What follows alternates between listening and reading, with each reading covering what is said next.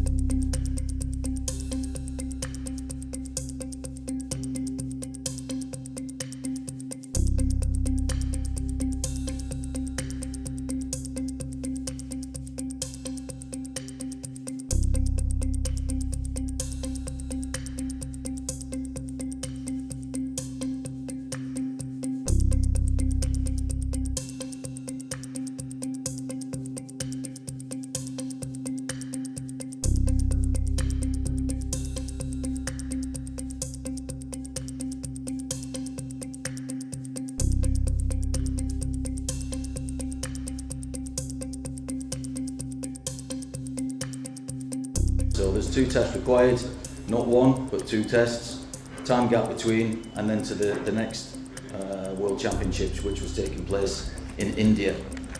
Okay, so we go to the Female World Championships that took place between the 15th and 26th of March. Both boxers entered the championships, and at which point, on the 17th of March 2023, both boxers were asked to take a further blood test. That happened, and on the 23rd of March the results came through, and it demonstrated the chromosomes that we refer to within the technical competition rules that make both boxers ineligible, and that was then further ratified by the BOD, our board of directors, that was taken there to remove both boxers from the championships. That was on the 26th of March 2023. So contrary to what was discussed in the conference at the weekend, the IOC have received this information. And clearly for us, the interesting situation here is that whilst the IOC have had that information previously, they haven't done anything with it. We had the response and they haven't taken that forward because they rely on their own criteria, which is based against, I believe, and what I'm hearing is the passport to enter the competition. Okay, so with that, what I will say is this: we never intended to raise any of these issues at this event, because this is not our event. This event belongs to the IOC. The whereabouts of this has come out based on the result of the bout between the Italian Angelo Carini and Imane Khalif. Both boxers had the possibility to appeal to CAS within a 21-day period, further to which the Chinese Taipei boxer Ting Lin, she did not appeal, and that was a legally binding result.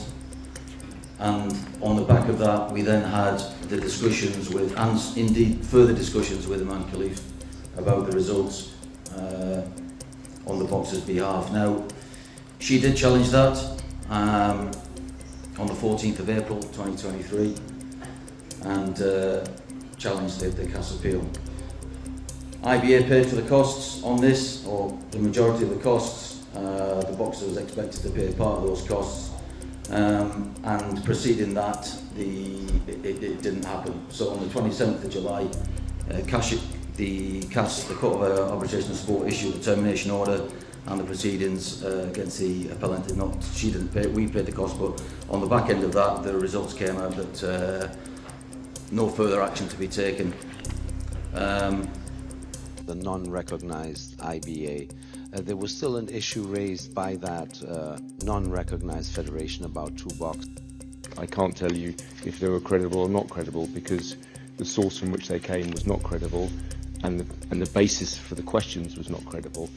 So therefore, for the test was not credible. So therefore, I'm assuming that I wasn't involved in the process, but I'm assuming that for that reason there was no consideration of whether they were correct or not correct, because they didn't have any bearing on the eligibility for the boxing competition here.